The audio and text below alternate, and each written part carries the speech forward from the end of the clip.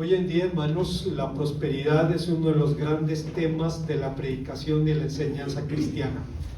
Se le enseña en iglesias, en seminarios, en congresos y en la televisión evangélica. Ya no solo simples predicadores, ahora apóstoles y profetas instruyen a una nueva generación sobre esta bendición y la manera de reclamarla. Creyentes individuales, iglesias enteras, siembran extensamente en el reino y se preparan para la lluvia temprana y tardía, seguros de que estas bendiciones están al alcance de quien quiera tomarlas. Más aún, la televisión evangélica, con argumentos, testimonios, enseña que quien no es rico es porque no es cristiano o no tiene fe. Es innegable, hermanos, que la Biblia habla de la prosperidad. La promete al creyente anónimo, le asegura en el Salmo 1.3 que si es fiel, todo lo que haga le saldrá bien. La promete al hombre de renombre, la prometió a Josué cuando se disponía a realizar la empresa de su vida, la conquista de la tierra de Canaán, y en el capítulo número 1, versículo 9 del libro del mismo nombre, el libro de Josué, le promete esa prosperidad. Bendice al joven, como bendijo a José en la tierra de Egipto, en Génesis 39.3, y bendice también al anciano, como bendijo al siervo de Abraham en su viaje a la tierra de Harán, en Génesis 24.1. Desde el siervo hasta el rey, todos pueden encontrar abrigo bajo la sombra de sus alas. Difícilmente hay un tema del que se hable con mayor frecuencia, y la razón es evidente: todos queremos prosperar. Nuestro desafío radica, en todo caso, en entender qué es la prosperidad y cómo obtenerla, pues como sabemos, no todo mundo la concibe de la misma forma. Afortunadamente, la Biblia viene a nuestro auxilio y habla del asunto, y no solo nos instruye, sino que nos entrega en charola de plata las llaves de la prosperidad. Veamos cuáles son. Antes, hermanos, de pensar en las enseñanzas de este pasaje, quisiera recordar que hoy en día en los grupos evangélicos es muy frecuente escuchar hablar de este tema, al punto de que se ha convertido en la versión religiosa del sueño americano. Es una situación que caracteriza el discurso evangélico mayoritariamente, al menos en América Latina. Así es que, siendo un asunto tan popular, tenemos que ver qué es lo que la palabra de Dios nos dice acerca de este asunto. En Deuteronomio capítulo 10, versículos 12 y 13, el texto promete al pueblo y promete a los creyentes la bendición de la prosperidad en determinadas circunstancias. En primer lugar, hermanos, cuando vemos en este tema que hemos titulado las llaves de la prosperidad, en primer lugar vemos la llave del temor reverente. Como dijimos anteriormente, es lógico y natural que deseemos prosperar. Es incluso moral, porque es moralmente bueno dejar a nuestros hijos lo mejor que podamos dar. En la cultura china, por ejemplo, se piensa que la mayor responsabilidad de los padres es acumular riquezas para dejarlas a sus hijos. Obviamente los cristianos entendemos también esa idea, aunque matizando el concepto de riqueza en términos de riqueza espiritual, en términos de una vida de compromiso con Dios. En alguna ocasión, hermanos, había comentado de una familia del pueblo donde conocí el Evangelio.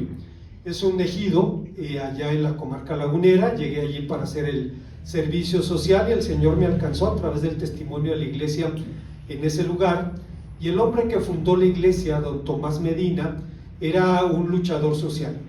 Había sido capataz de la hacienda en tiempo de los hacendados, y en algún momento se dio cuenta de la brutalidad de los hacendados con la que trataban a los peones, y abrazó la causa agrarista, es decir, cambió de bando, y esto hizo que el patrón le pusiera precio a su cabeza. El hombre tuvo que vivir a salto de mata por años en situaciones de pobreza extrema, hasta que en 1936 ocurrió el reparto agrario en la comarca lagunera, y el general Cárdenas repartió entre los campesinos del lugar más de 500,000 de hectáreas de las mejores tierras del país. Él volvió como un héroe como una figura popular, y él pensó que eso iba a transformar a su comunidad, pero con horror descubrió que el que se emborrachaba una vez a la semana, ahora en el nuevo esquema económico podía hacerlo 2 o 3 veces a la semana. El que tenía una mujer ahora podía tener 2 o 3. Y entonces se dio cuenta que la súbita prosperidad económica trajo una crisis moral a su comunidad y entendió que había que hacer algo.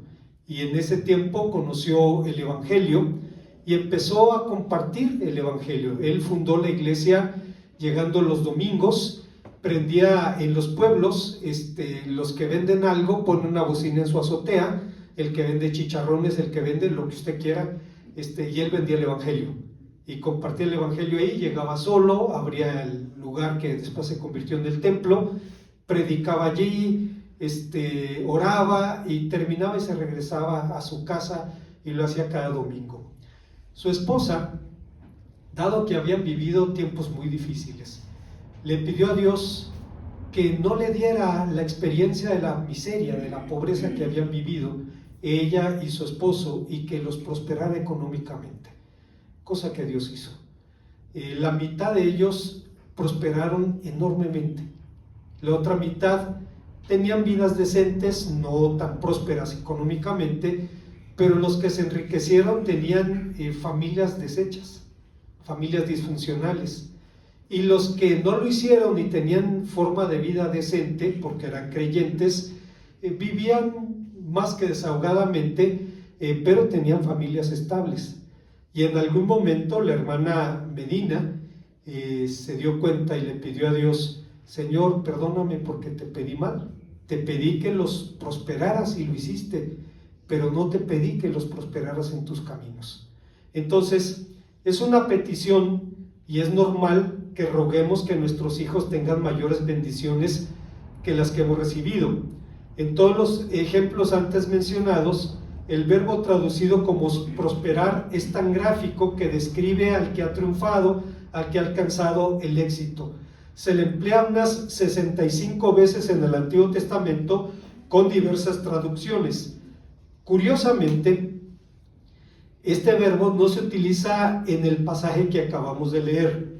En lugar de para que seas prosperado, el texto hebreo dice para bien tuyo o para que te vaya bien, que en el caso significa exactamente prosperar. Pero no siempre los destinatarios de las promesas de la prosperidad son individuos particulares. También lo son el pueblo de Israel en su conjunto, Deuteronomio 29:9, el siervo sufriente de Isaías 53:10, la propia palabra de Dios en Isaías 55:11, y esto nos lleva a hacer una precisión.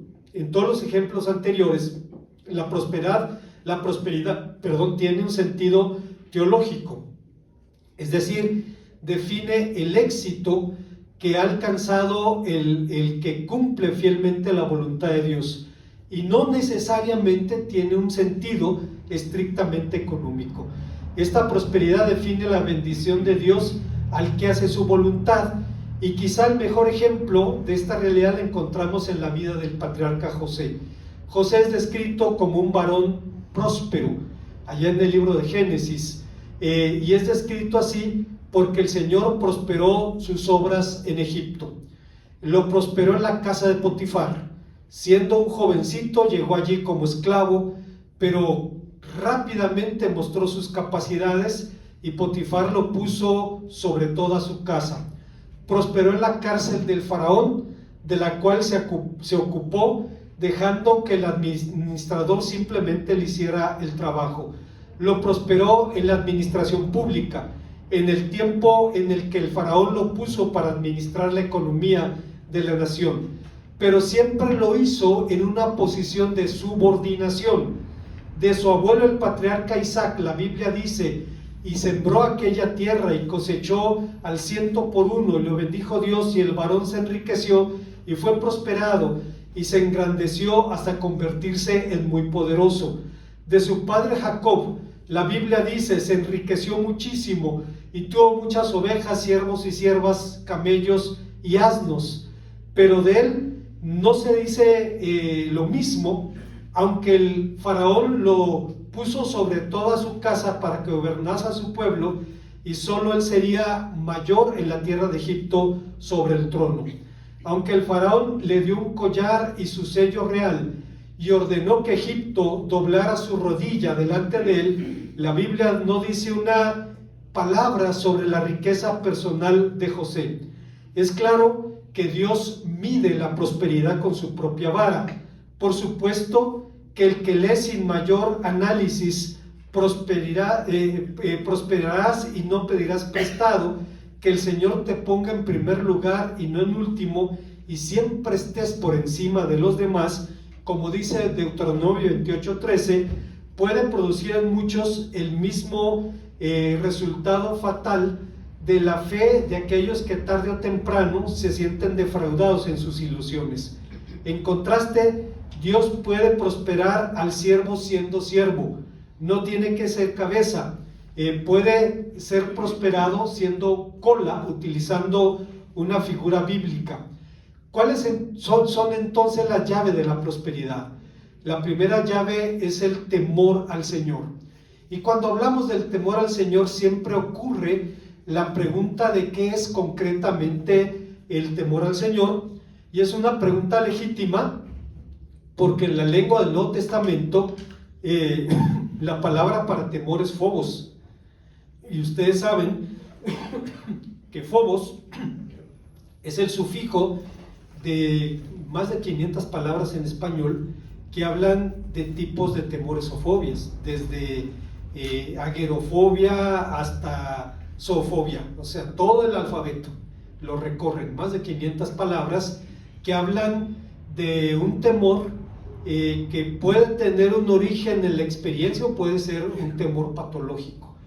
Yo recuerdo una hermana que le tenía miedo a los animales, a cualquier animal, un gato, un perro, y no sabía por qué, hasta que su madre le dijo que cuando ella tendría unos 2 años, un guajolote la tumbó y empezó a pisotearla, y dice, aunque ella no recordaba ese incidente, la marcó, y llegó el momento en el que desarrolló un temor casi patológico a los animales. En algún lugar tuvo que empezar a manejar su miedo, y dice, la familia con la que vivía tenía un perro, y dice, fue un logro tocar al perro, fue un logro tocar al animal. Entonces, cuando hablamos de temor, podemos pensar que es miedo a Dios, pero realmente no es así. El temor del que hablamos es el sobrecogimiento del alma humana que empequeñece ante la grandeza y la santidad de Dios. Pero existen 2 niveles de temor a Dios. El más elemental y visceral es el miedo al castigo, y el más elevado, que es el respeto religioso o el temor reverente. Curiosamente, los sabios de Israel dicen que todas las cosas están en las manos de Dios excepto el temor de Dios. En otras palabras, entienden que es la parte que nos corresponde, que Dios no nos impone temerle, como tampoco nos impone amarlo. Esa debe ser nuestra respuesta a sus obras y a su carácter. El temor reverente es una de las llaves de la prosperidad bíblica, razón por la cual David decía en el Salmo 34:9, temed al Señor todos los santos, pues nada falta a los que le temen. Si un creyente quiere ser prosperado por Dios, en términos de la prosperidad bíblica, la primera llave es el temor reverente. La segunda es el amor obediente. Esta segunda llave es el amor concretamente al Señor. A diferencia de lo que ocurre en el idioma griego, donde hay varias palabras para matizar el amor, en la lengua del Antiguo Testamento, amar, la palabra ahab, y es una palabra que se usa también en árabe, por ejemplo, porque son lenguas primas. Aquí a la vuelta hay un niño que se llama Habib, allí en un negocio, hijo de una pareja, Dalila y Rey David se llaman sus padres, y él se llama Habib. Habib significa amado, y Ahab en hebreo significa amor. Abarca el espectro total de las relaciones humanas. Define igualmente las relaciones afectivas, las relaciones fraternales, las relaciones conyugales y familiares, y la propia relación con Dios. A fin de ejemplificar su amor, Dios apela en la Biblia a las interacciones humanas. Un amigo querido es mi amado, como dice Isaías 5:1. Isaías 5:1 es un pasaje interesante porque el profeta, imaginemos esta escena, llega al mercado o a la plaza pública y dice: déjenme cantarles una canción de amor. Los temas más populares en toda la historia han sido las canciones de amor. Entiendo que en el concierto de mi hermana Mari Carmen se cantó solamente una vez, y el hermano Walter estaba muy conmovido porque decía, eran las canciones de nuestro tiempo. Dice, cuando nos conocimos, cuando empezamos a relacionarnos, eran las canciones de nuestro tiempo. Así es que imagínense al profeta Isaías diciendo: déjenme cantarles una canción de amor. Y luego decía: tenía mi amado una viña en una ladera fértil, cavó, la abonó, construyó un vallado, un lagar, y esperando que diese uvas dulces, dio uvas amargas. Se trastornó el canto. Y el profeta dice: esa vid sois vosotros, casa de Israel. Se dice que el amor de la pareja es mejor que el vino. Cantares 1:2. El amor cifra el nexo que une a un hombre con su mujer o a un padre con su hijo. Pero es evidente que la naturaleza humana tuerce y degrada incluso lo santo. Y evidencia de eso es que algunas relaciones familiares son objeto de burla en nuestra cultura. Recuerdo a alguien que decía: tengo sentimientos encontrados.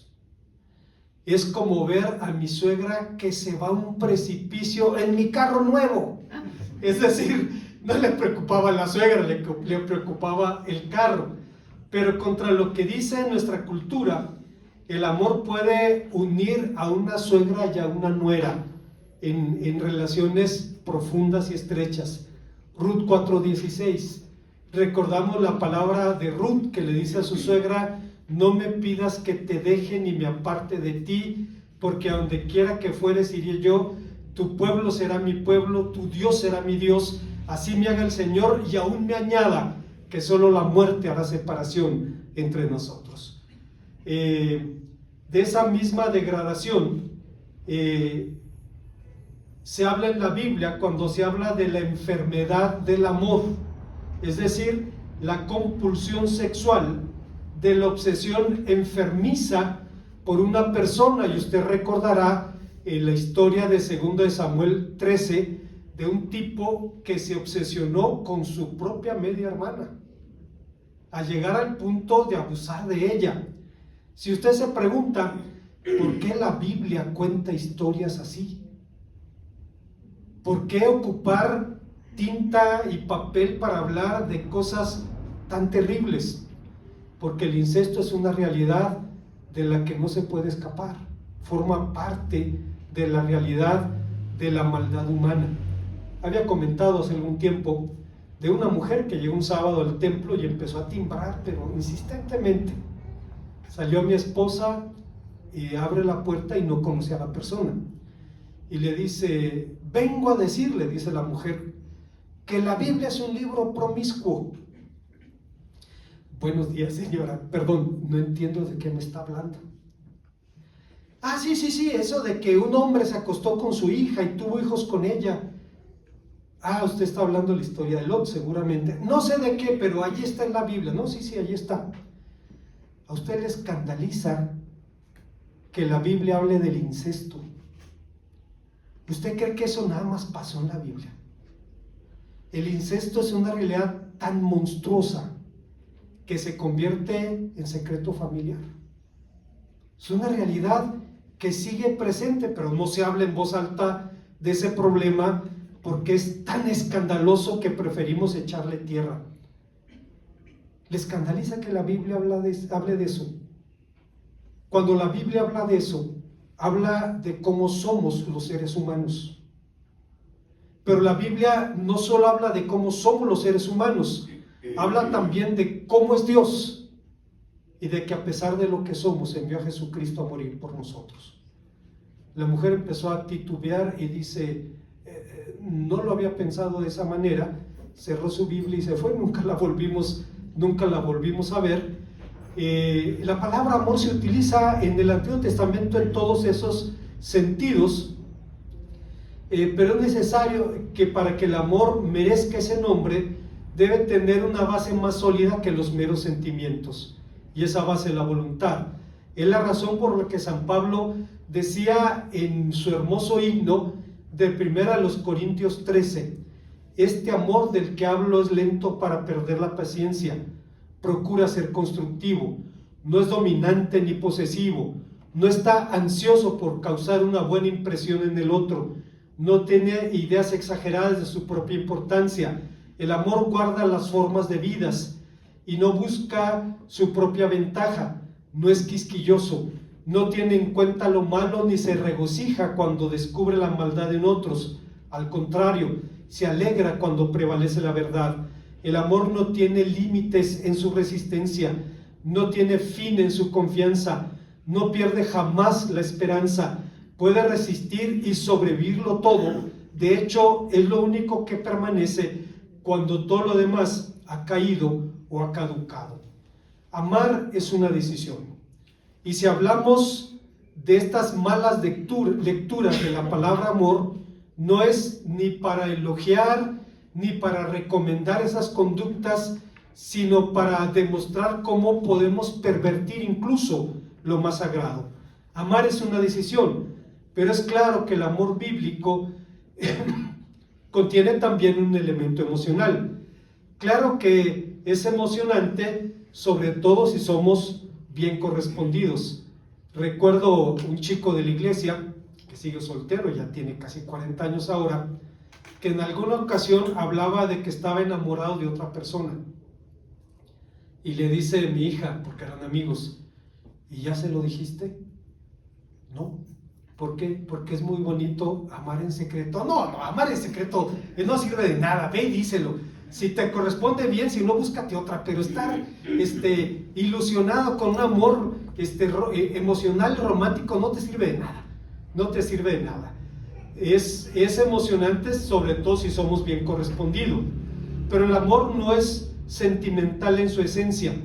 ¿No es acaso lo que dice el Señor cuando declara: con amor eterno te he amado y por tanto te prolongué mi misericordia? Esto significa que el amor condiciona las actitudes y los hechos de Dios y materializa la gracia con la que trata con los suyos. ¿Cómo amar entonces a Dios en el marco de la promesa de la prosperidad? El amor a Dios se vive en una obediencia dócil a sus preceptos. El amor a Dios solo se muestra haciendo su voluntad.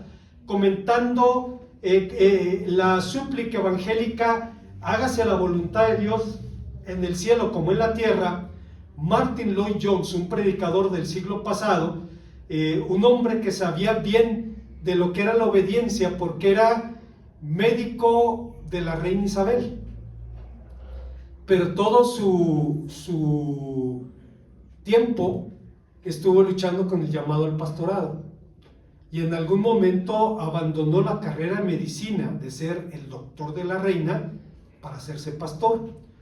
Dios lo cambió de trabajo, no de patrona. Dejó de ser el doctor de la reina para ser el pastor de la reina. Llegó a ser pastor de la abadía de Westminster y fue uno de los predicadores más influyentes en el mundo evangélico en el siglo pasado.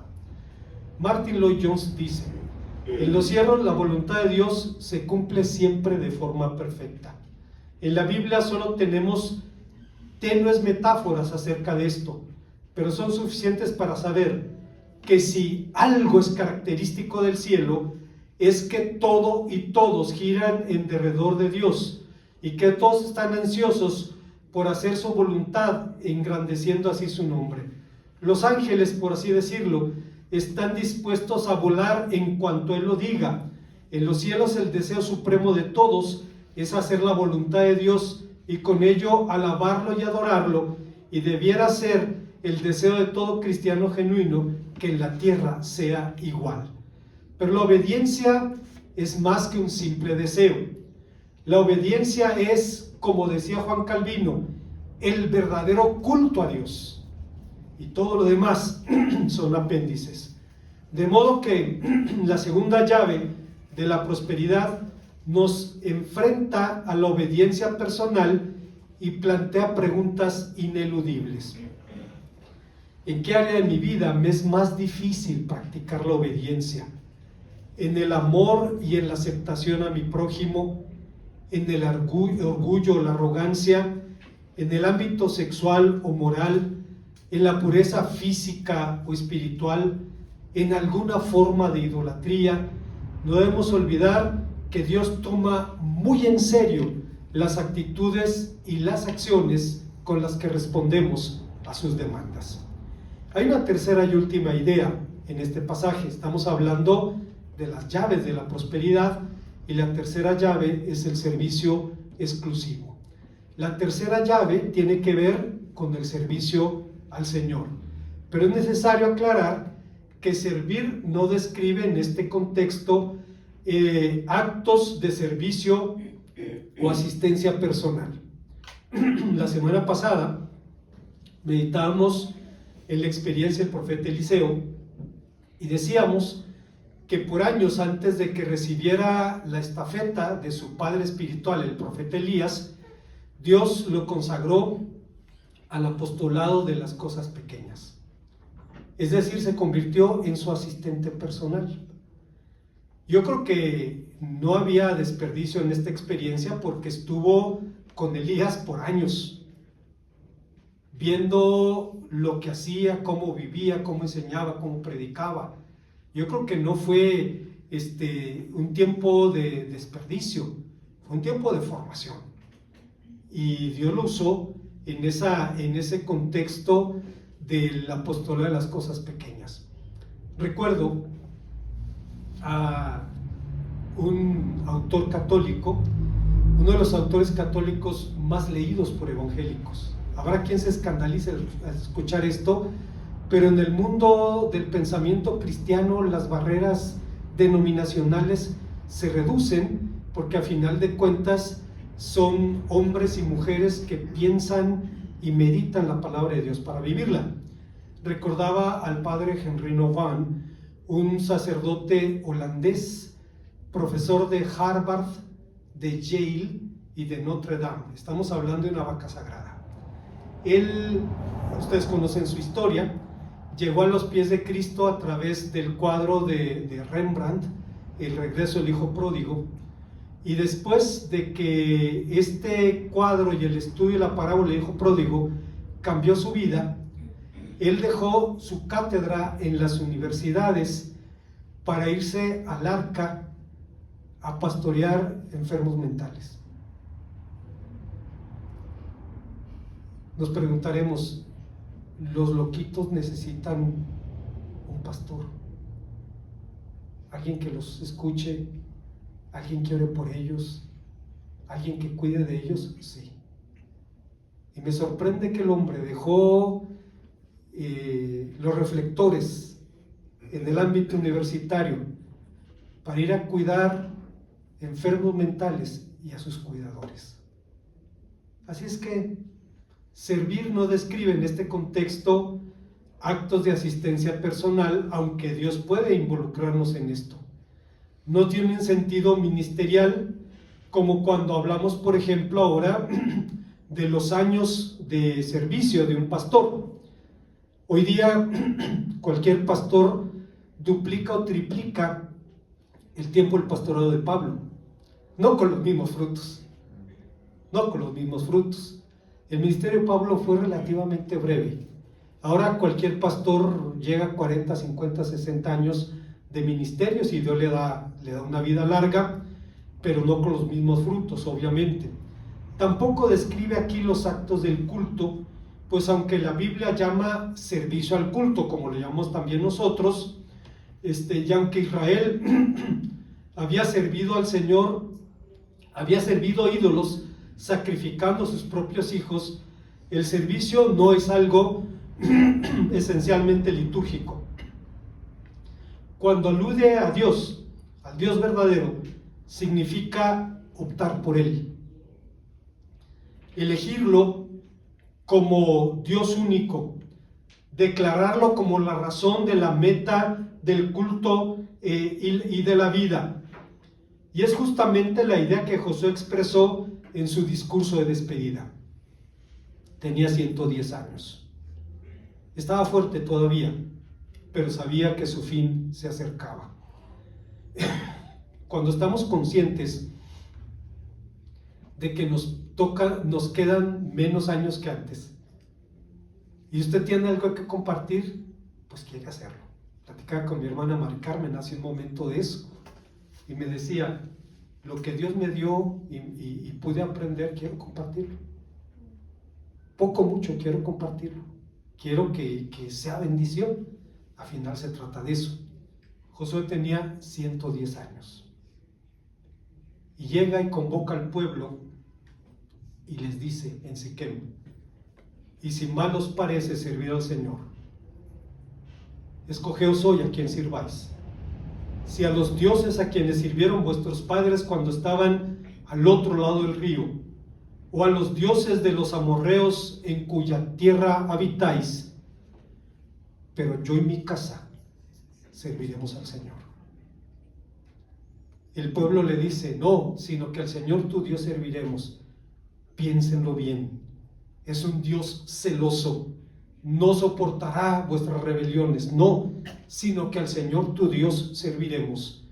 Y esa generación y la siguiente sirvió efectivamente al Señor. De hecho, el servicio al Señor con la vida es uno de los temas básicos de Deuteronomio. Así, en 6:13 dice: al Señor tu Dios servirás y solo a Él temerás. Comentando este precepto, un rabino de la Edad Media, Abraham Ibn Ezra, decía: el amor es la motivación que guía al hombre a realizar los mandamientos positivos de la ley, mientras que el temor previene la transgresión de sus prohibiciones. Los judíos piensan que la Biblia, el Antiguo Testamento, contiene 613 preceptos. 365 son negativos y 248, si mal no recuerdo, son positivos. Claro, los mandamientos negativos entrañan actitudes positivas. Usted recordará, Pablo dice: el que hurtaba no hurte más. Pero para Pablo el mandamiento no se cumple no robando. Dice: el que hurtaba no hurte más, sino trabaje para que tenga que compartir. Para Pablo, lo contrario de robar no es no robar. Para Pablo, lo contrario de robar es dar. Porque si robar es quitar, lo contrario es dar. Y entonces aún los preceptos negativos entrañan conductas positivas. Una vez definida nuestra lealtad única, es imprescindible obrar de acuerdo a nuestra elección, porque cualquier persona o cualquier cosa puede ocupar el lugar exclusivo que le corresponde a Dios. Alguien dijo al respecto: según la Biblia, el pecado se define como lealtad equivocada, o para usar una palabra técnica, como idolatría. El pecado es simplemente una palabra que significa lealtad a un Dios falso. El pecado básico es el hecho de la idolatría, el esfuerzo por fundar la vida y darle sentido en base a los seres finitos, excluyendo el ser infinito. Llamamos a este olvido de Dios idolatría porque las criaturas han tomado el lugar del Creador, pero como la fe, la idolatría también es una actitud comprometida. De hecho, es una especie de perversión de la fe. Hoy en día, innumerables ministros y ministerios giran en torno al dinero. Su lealtad y obediencia están dirigidas exclusivamente a él. Escuché o leí en la semana de la esposa de un pastor que abandonó al pastor con su instructor del gimnasio y fue a la casa de la suegra y se llevó 12 millones de pesos de ofrendas. Primero porque estaban en la casa de la suegra, ¿no? Y segundo, ¿cómo una iglesia puede tener ese dinero allí acumulado? O sea, el dinero no es para guardarlo, es para usarlo en el servicio. Se tiene que invertir en el reino. Es de Dios, es del reino. A mí me sorprendía siempre mi hermano Juan Hurtado, su capacidad para generar recursos para la obra, la confianza que la gente tenía, porque sabía que no iba a tocar un centavo. Pero no solo no tocaba un centavo, ponía del suyo y ponía el de sus hijos. Así era. ¿Cómo se puede llegar a eso? Por eso, hermanos, Tomás de Kempis decía: no merecen llamarse mercenarios los que buscan solamente las consolaciones, no dan prueba de ser más bien amadores de sí mismos que de Cristo, los que solamente piensan en su felicidad y ganancia. En suma, es imposible servir a dos señores sin importar que digan lo contrario alguien disfrazado de apóstol o de profeta. Como conclusión, cuando preparaba esta reflexión, venía a la mente de un servidor un cuadro pintado por el pintor español Diego Velázquez, conocido popularmente como Las Lanzas o la rendición de Breda. En dicha obra se representa al general protestante Justino de Nassau, que derrotado entregaba las llaves de la ciudad holandesa de Breda al comandante católico Ambrosio de Spinola. Quien conozca esta pintura estará de acuerdo en que es poderosa. Difícilmente se puede describir su magnificencia, su asombrosa minuciosidad y su aire triunfalista. Solo que la captura de Breda fue para la España católica una victoria fugaz. España venció a los reformados en Breda, pero a la larga perdió la guerra. Las llaves de Breda le sirvieron de muy poco, pues no solo perdió a Breda, perdió a Holanda entera. Creo que esto mismo puede suceder con la doctrina de la prosperidad a sus vacas sagradas y a sus seguidores ingenuos, porque ¿qué provecho tendrá el hombre si ganara el mundo y perdiere su alma? Dice el Señor Jesús en Mateo 16:26. No es necesario esforzarnos para demostrar que el materialismo es el supremo bien de nuestra cultura, ni que en algunos círculos cristianos o religiosos se ha elevado el materialismo al nivel del bien supremo de la vida. Es necesario revisar seriamente nuestra lealtad, pues como decía Martín Lutero en su catecismo menor, muchos creen que tienen a Dios y todo lo que necesitan cuando tienen dinero. En Él confían y se jactan tan inflexiblemente y con tanta seguridad que no se preocupan por nada más. Estas personas tienen su Dios, el dinero y sus bienes materiales, y en ellos ponen su corazón. Este es el ídolo más popular sobre la faz de la tierra. Quien tiene dinero y posesiones se siente en total seguridad, está feliz sin ningún temor, como si estuviera sentado en el mismo paraíso. Por lo contrario, el que no tiene nada duda y se deprime como si no conociera a Dios. Muy pocas personas encontraremos que tengan buen ánimo y estén sin afligirse y sin quejarse cuando no tienen dinero, pues lo demás está adherido y es inherente a la naturaleza humana hasta la tumba. Las llaves de la verdadera prosperidad, de la prosperidad de Dios, que también incluye la prosperidad material, por cierto, son el temor reverente, el amor obediente y el servicio exclusivo. Estas llaves abren las puertas a la gracia y nos dan acceso al tesoro más grande al que podemos anhelar.